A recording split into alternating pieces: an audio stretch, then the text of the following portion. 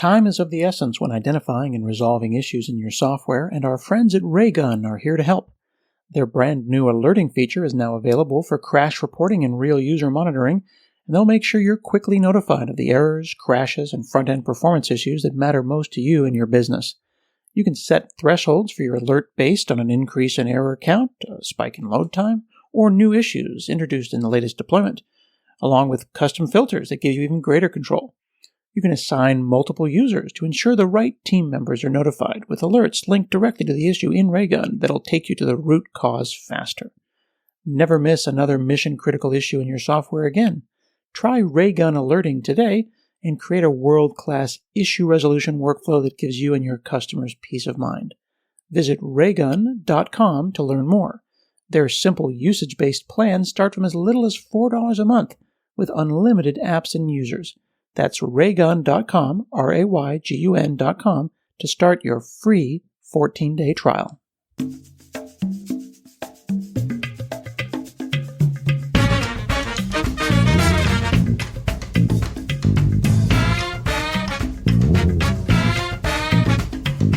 Hi, I'm Scott Hansel, and this is another episode of Hansel Minutes. Today I'm talking with Addy Osmani and Lydia Hallie. Addy is a senior staff engineering manager at Google working on Chrome, and Lydia is a staff developer advocate at Vercel. How are you both today? Lydia, how's it going? Hi, going well. How are you? I'm very well. Thanks for hanging out with me today. This is going to be very exciting. Addy, good to see you. This is one of the few more than two people podcasts that I've done. We're trying this as an experiment. So we have three folks on the show here because you all collaborated on a great book called Learning Patterns by Lydia Hallie and Addy Osmani, which is available free at Patterns.dev. Lydia, I'm curious, when did this idea come up? Did you just think to yourself, this book needs to be made, and you called your buddy and you decided to make a book? No. I think it was back in early 2020, so when the world was still pretty normal. I published an article, like a visualized article on Dev2. I think it was about just a JavaScript engine or something like that. And I posted it on Twitter. And a few days later, Addy messaged me on Twitter saying like, hey, I have this really popular book that I published in like 2012. I don't know when he published it. And I want to, kind of modernize it a bit. Would you like to help out? And initially I was like, surely, I've heard of that book. Like I've seen it. I've seen people reference it. I've never read it myself. That's kind of how it all started. Like it seemed like a very like learnful experience for me to help with that. I love that, a learnful experience. Addy, you've done a ton of books. You've got upcoming books at your website, addyosmani.com. So what did you create in 2012? So about 10 years or so ago, I was building web applications at some different Fortune 500 places, and I realized that we were writing an awful lot of spaghetti code at the time. This was back when we didn't have modern JavaScript features, so we didn't have modules or classes or any of these newer features. And so people would try to cobble together architectures based on what they'd seen in other languages for many decades. And so, especially back in the 90s, people started to talk more about patterns with the Gang of Four book by, Gamma and Helm and Johnson and so on. And it was really an influential book, but people didn't really know, like, how should I be interpreting this in JavaScript and in front end generally? Should I not? Like, what does that look like? So I tried to put together a book that interpreted, at least from my perspective, what would it mean to have a module pattern? What would it look like if you were doing MVC and those types of things in JavaScript? And over the years, like people read it, I guess. And I thought 10 years later, things have probably changed. People are using frameworks a lot more to build, complex web applications. The language has evolved. So I thought it'd be interesting to take a fresh look at that. And this book was one of the animal books, one of the O'Reilly animal books with a bird on the front, JavaScript design patterns. Was this vanilla JavaScript design patterns? What was the state of affairs in 2012? Oh gosh, back in the day, it was a lot of vanilla JavaScript. We saw a lot more, especially beginner and intermediate developers beginning to build web applications, primarily leaning on things like jQuery. And then we saw this small kind of pocket of libraries and frameworks start to sprout out. So we had Backbone.js and Dojo and Angular and so many other options. But we were really all in this kind of journey of trying to discover what actually made sense for the web. And I was happy to be a part of that. Now, Lydia, when I wrote books back in the day, I used to think that it was a way to get famous and to make lots of money. And it turns out that when you write a book, it seems like an amazing idea and you have all this energy. And then as soon as you've committed to it and the dates that are applied, like you have to have the book done by this date, you realize that writing a book, especially a technical one, is the worst possible idea that you can ever do. Is that a fair analysis? Oh my goodness. It was definitely a pandemic project. We thought it would be done in a couple months, and I think it took us a total of about like 2 years just to finish it with some on and off time. I mean, yeah, there's definitely a lot more to it than I initially thought. I thought, okay, this would be a pretty small, relatively small project, but yeah, as we wrote down more and more, it became clear to me that there's actually so much more to write about, so much more to take into consideration. But luckily, we were all locked down. We were at home anyways, so it was a good way to spend my time. You can't go anywhere, so why not just write a 400-page book? Obviously, yeah. So you thought it would be fairly small, but I mean, the original book in 2012 was 20-ish or a couple of dozen patterns, but they just keep growing. There's more patterns. There's the classical patterns from the Gang of Four books, but there's also patterns that I assume that you discover from the community. Is the community providing patterns to you as well? I would say that when we started this project, we had this vision of let's at least try to provide a modern lens on just JavaScript design patterns, a lot of like component and app and architecture patterns. As we got deeper into the weeds with how people build modern apps, we realized, oh wait, it's not just about the architecture, it's about how things render and how you decide to server-side render, client-side render, static render, whatever you decide to do, that also plays a role here. And then performance also has patterns. And so one of the interesting things about this project is that it now spans these kind of at least 3 areas of design, rendering, and performance. And that's one of the reasons why it's got so much content in it. As someone who spent many, many years basically doing what I call text boxes over data, like that's the business problem that is the commonality for me. I am overwhelmed in getting into modern JavaScript today. Like I remember when JavaScript was invented, I remember jQuery, I remember Backbone, and now I don't know what version it is. There's ES5, there's ES6. I honestly don't even know what my browser can do. Lydia, do you think that that's a thing that's really common, that JavaScript is moving so fast, that Chromium is moving so fast that a lot of people just don't realize, they haven't woken up and realized the power of the browser that's on their machine today? For sure. Personally, for me, it is a bit hard to relate to that because I am relatively new to the industry. I'm pretty young. I'm 24 now.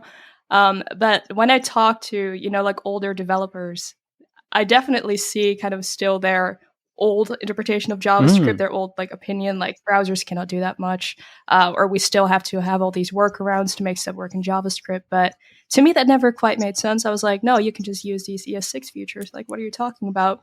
So I think it's very exciting and a super useful resource also for like developers who either have worked with JavaScript for a long time that may not really have gotten that refresher, or people that kind of had their opinion on JavaScript a couple decades ago or a decade ago, and would like to see it from a modern perspective because a lot has changed. That's for sure. A lot to always keep up when you're working with JavaScript. Interesting. Do you think that is the superpower on the team up here? That the fact that Addy has historical context and you have a fresh perspective. Do you think that's what made you such a great team? I think for me, what I really liked about being able to contribute to this book is that when I learned about I came across the book when I just started developing, and my first thought was, okay, this seems really useful, but I probably won't be able to apply it because it was written, I think it was like 4 years ago then, so it's not really up to like modern standards, so why would I waste my time on that? Even though I knew that, there was a lot of very useful content in it. So being able to help like modernize this and provide these patterns also for like modern developers, I felt like would be a very useful contribution to everyone in the JavaScript ecosystem. Now, Addy, you're steeped in this. You've been steeped in it since day one.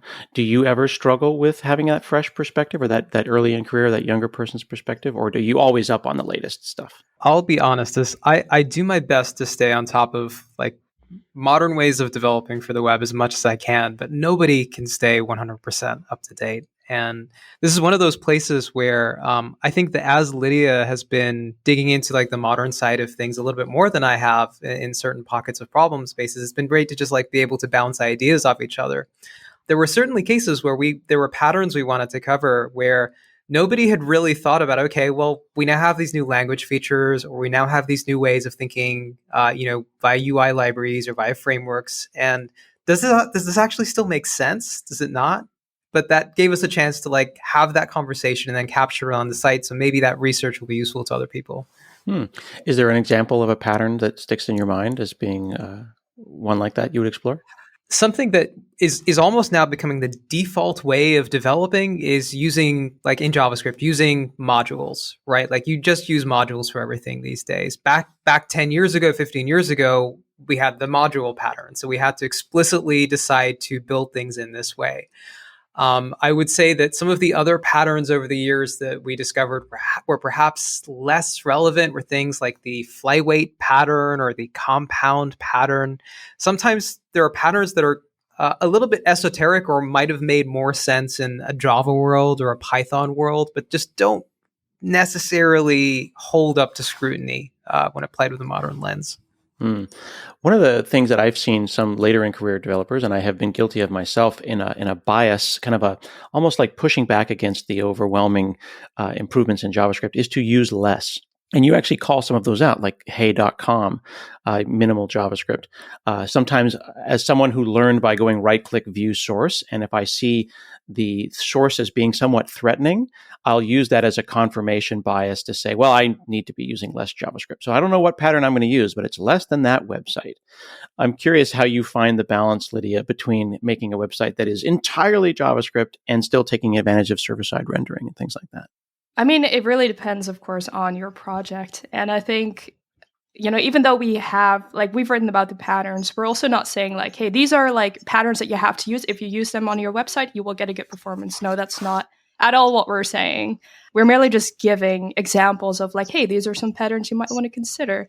And I think personally, it's kind of just like planting that seed in people's minds. And maybe in a couple months from now, a couple weeks from now, they come across certain problems within their architecture, within their project, and they're like, wait, I think I've read something about this. And then they'll just come back to our website eventually. I think that's like been the goal with the patterns for me. Just making sure that people are aware of certain patterns and that certain problems within software development have already been solved. Don't try to reinvent the wheel, especially for, newer developers that might try to do that simply because they didn't know the problems that went into like coming to a certain solution that we have right now with these fast websites. Like, okay, why are they fast? What were the actual problems that needed to be solved before we got here? I feel like giving that entire perspective or that entire timeline is actually super useful for developers to understand. Yeah, one of the things that I was impressed with, and I'm curious why you decided on this, Addy, was that you say explicitly on the site, these design patterns are descriptive, not prescriptive. This could have been an opportunity to say, thou shalt do this, but in nowhere on the site Patterns.dev do you all do that. Was that a conscious decision? That was a conscious decision. And I'll apologize for saying this in advance, but we wanted to make sure the takeaway wasn't, if you liked it, then you should have put a pattern on it. That's not, it's definitely not how you should approach this site or this problem space. We wanted to make sure that if we were presenting a modern take on design patterns, we did so with pragmatism. Fundamentally, like really good code or really readable code is a love letter from yourself to the next programmer that's going to be maintaining that code. And if we can make sure that you're only applying patterns in places where you have recognized there's a problem and other people have been able to apply certain solutions in a way that also helps with that kind of problem, then great. Hopefully that helps future programmers too. If you're applying it just because you think the pattern will make you look smart or it looks like it's going to, look like fancy from a complexity perspective, you're doing it for the wrong reasons. You should be doing it for readability and maintainability at the end of the day. That is a really healthy attitude. And I think that we've seen people come into the community with a lot of declarative statements. This is a thing that applies to everyone. And you say on the site, if your project doesn't have these problems, then you don't need to apply these. It's a very healthy pragmatism that I really appreciated when exploring the website. Because a lot of people say that design patterns add unnecessary complexity. And you come at that right away and say, no, this is not that. At the end of the day, your customer has to be at the center of everything you do. This starts with the right customer data strategy, as well as the right foundation to solve the challenges that typically inhibit the success of your company, such as data quality, data governance, and connectivity. mParticle is your real-time customer data infrastructure that helps you accelerate your data strategy by cleansing, visualizing, and integrating your customer data from anywhere to anywhere. Ultimately, better data leads to better decisions, better customer experiences, and better outcomes. See why the best brands choose mParticle. Go to mparticle.com. That's mparticle.com. So the website is really, really interactive. Like, you could have just put up a website that was, here's your PDF and here's 12 places to download it. But there's interactivity, and that I found that really surprising. And then I kept looking for the subscription button. I kept looking for the place where I was going to give you all money. And I mentioned just a moment ago to Lydia that I thought this is how you become famous in tech, right? You write a book and then you reap all of the rewards. What made you go from writing an O'Reilly book with an animal on the front to giving away 435 pages in a PDF and an interactive website for free? So the background of I'll also say I've never intentionally written a book in my life. I've written many books at this point. They all start out as like an article and then they just end up way too long. When I was first writing the JavaScript Patterns book 10 years ago, it started out as just, I think it was a GitHub repo. GitHub was starting to get like popular at that time for those ideas. I didn't see a lot of other authors approaching it that way. And I eventually had what was probably too long for an article, thought it would be an interesting book. And O'Reilly approached me about maybe turning it into something formal. But the thing that matters to me most where education is concerned is reach and accessibility. Like, I love the idea of making content available to as many people as possible.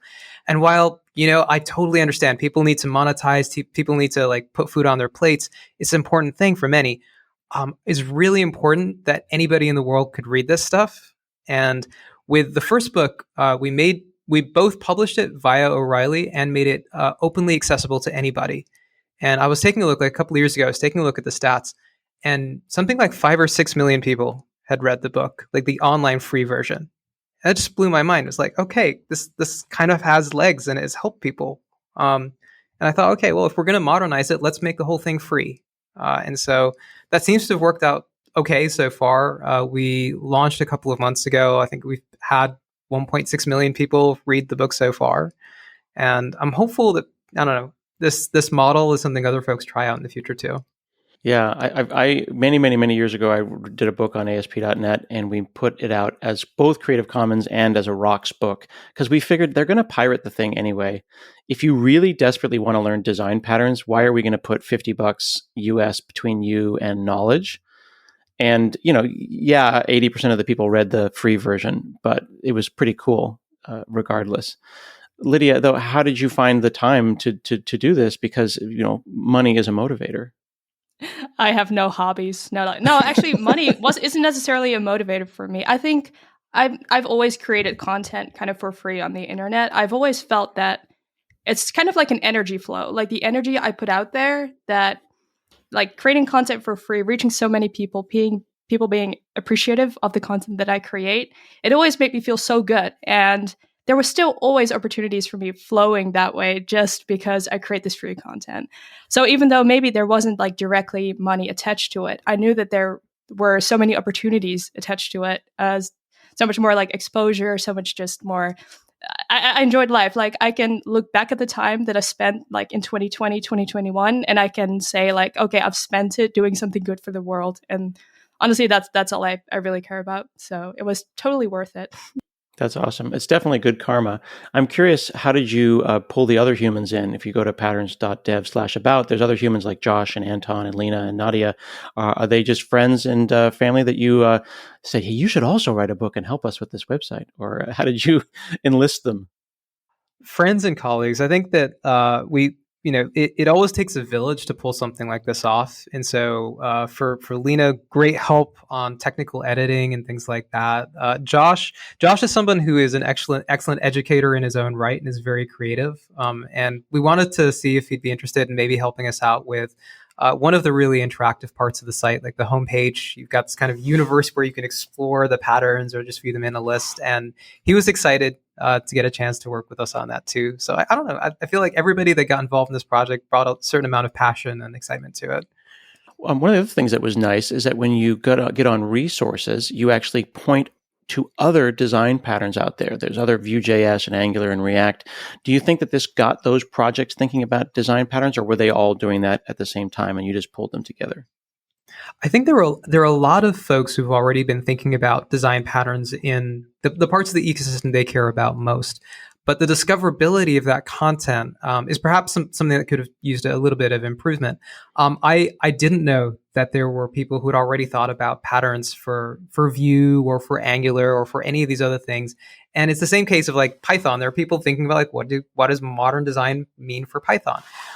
So we tried to stitch together those resources and just point them out as well as possible. And we're hopeful that we can also apply this lens of modern JavaScript, React for design patterns to other frameworks too. So one of the things we're working on next for the site is actually introducing a set of Vue.js patterns for Vue 3, and we're excited to see like what does that look like. But yeah, lots of people that care about this space. That's awesome. You say that this is about vanilla JavaScript and React. You could have just said JavaScript, but you chose React to bring that up. And I've noticed that for a lot of people, Lydia, that they're confused about React, the library, the framework, and reactive programming, the style. Have you seen that in your teaching? I have not, but I could completely understand where that confusion comes from. Mm-hmm. I think in this specific case, we also added, like patterns for React, since we cover React server components. Mm-hmm. We cover hook patterns, which are just only available in React, not in vanilla JavaScript. So it was just to kind of clear things up. But then also we have some reactive patterns in there, like the observer pattern, mm-hmm. Where we actually do mention RxJS, I believe. Mm-hmm. What do you think about that, Addy? Have you seen that as well? Or is that something that just only old people like me think about? React versus reactive programming as a general concept? No. I think, truthfully, I feel like there are so many strong opinions about reactive programming out there that people aren't entirely sure, like, okay, is this a passing fad? Is this something I should actually be paying deep attention to? And so, like, within the pocket of the React universe, like, people will talk about, okay, well, should I be using RxJS? Should I be using MobX? Which should I be using? And so I do see some of that confusion happening there. We did try, like as Lydia said, we tried to touch on this on the site a little bit. I also wanted to say one of the considerations that went into this project is we wanted to make sure that even if we provided a kind of updated take on what JavaScript, the language, is capable of doing for design patterns today, that people didn't come to the site and feel like, oh, wait, well, most of my friends are just using React to build their websites, right? Is this actually even relevant? And so we wanted to apply that lens and say, okay, well, here is what modern JavaScript would look like for these patterns. But also, if you're using React, here's what they look like. And by the way, as the way that we build for the web has evolved, even those frameworks, like even like things like React, now have their own design patterns. So what does that look like? And it was a good opportunity for us to start thinking of that framing too. I've got this extended analogy that I use often where I talk about driving an automatic shift car versus driving a manual shift car.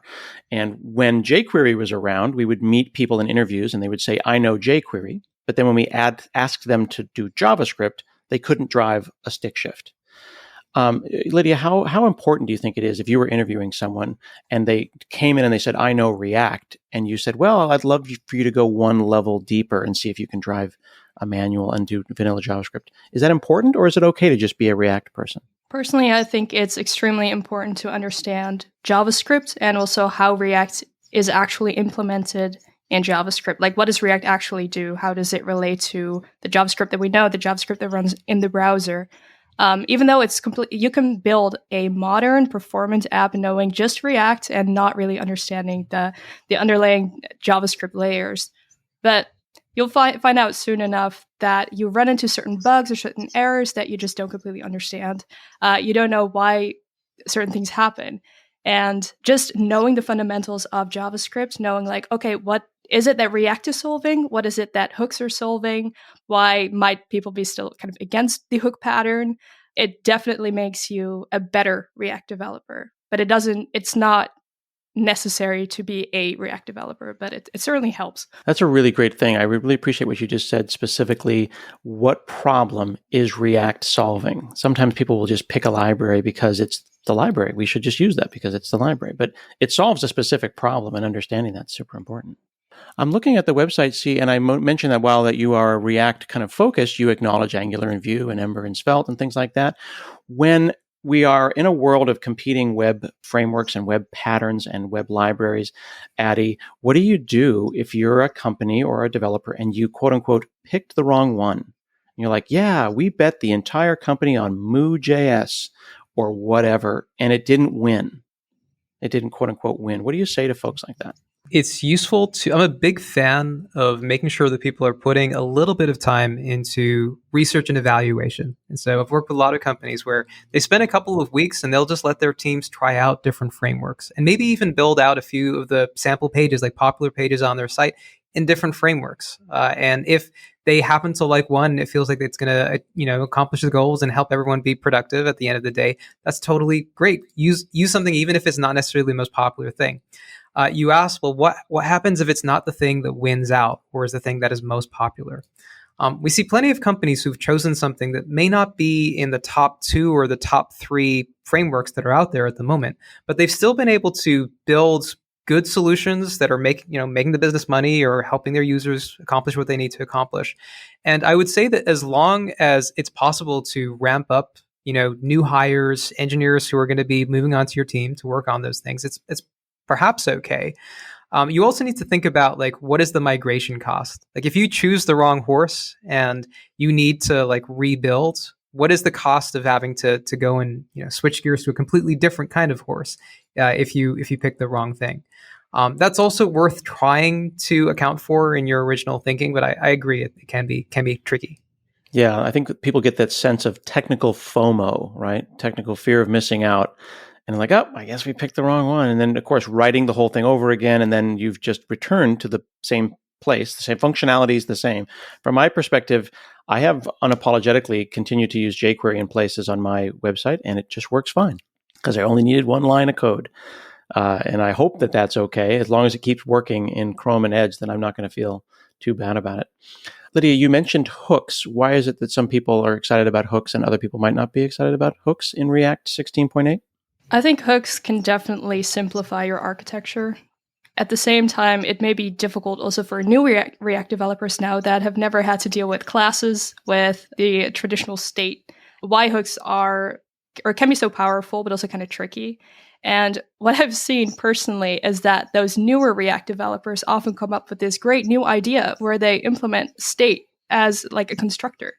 And it's just interesting to see how a lot of the time people kind of move back to the original architecture that React had a couple years ago when they just get into it. Personally, I love hooks. I think they're great if they're used in the right way. They can also introduce a lot of performance that they can affect your performance negatively if you don't use them correctly. So you got to be pretty careful. You cannot just use them anywhere in your application and hope it works. But personally, I use them all the time. I don't use classes anymore in React, and I love it. It's great. Wow, that's very, very forward thinking. To add to that, I've also seen people try to describe React components or React hooks in terms of MVC, which has been interesting. So I think it may have been Ryan Florence that did this, but the description was that your model is now your suspense resource. So kind of the data, your view is your component, and your controller is now the hook, which kind of works as an analogy roughly, but perhaps don't read too much into it. It's so difficult after all these years of coding. I'll sit there truly with a thesaurus trying to figure out, is this word the word that was the right word? Like this hook, just I know what a hook is shaped like, and I can visualize a hook, and it hooks onto stuff. If you can name it, you can claim it. And you can sit there and argue about, is that the right word? Because when the analogy works, like with my stick shift analogy, you just run with it, and you run with it for years and years and years. Yeah, hooks versus webhooks. It's all just nouns, isn't it? I'm noticing here when I'm reading about hooks in React 16.5, that verb hooking into React state and hooking into the React lifecycle. But it actually explicitly calls out that they don't recommend rewriting existing components overnight because these things are backward compatible, and there's no need to race to the next big thing if it doesn't feed your spirit or improve your code. So what is next for Patterns.dev? Are you going to continue to improve it and add new patterns, or is it kind of in a steady state, Lydia? We are currently getting a lot of feedback from the community. So we're improving it all the time. And also, if we come across new patterns, we're adding those patterns. And also thinking about different kinds of patterns. So not just design patterns, rendering patterns, or performance patterns, but other ways to improve your application, not just from a user perspective, but also from a developer perspective. Mm-hmm.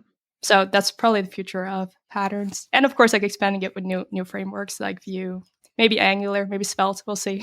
And at the bottom of the page, there's the resources. It says there's a submit feedback that goes to a Google form. Is that the best place for people to put feedback, or is there a GitHub issues? Form's the best way to give feedback. And people have been using it, which has been great. We've saw like hundreds of pieces of feedback that have come in. We've already tried addressing a lot of it. But yeah, thanks to folks for feedback. Please use the button.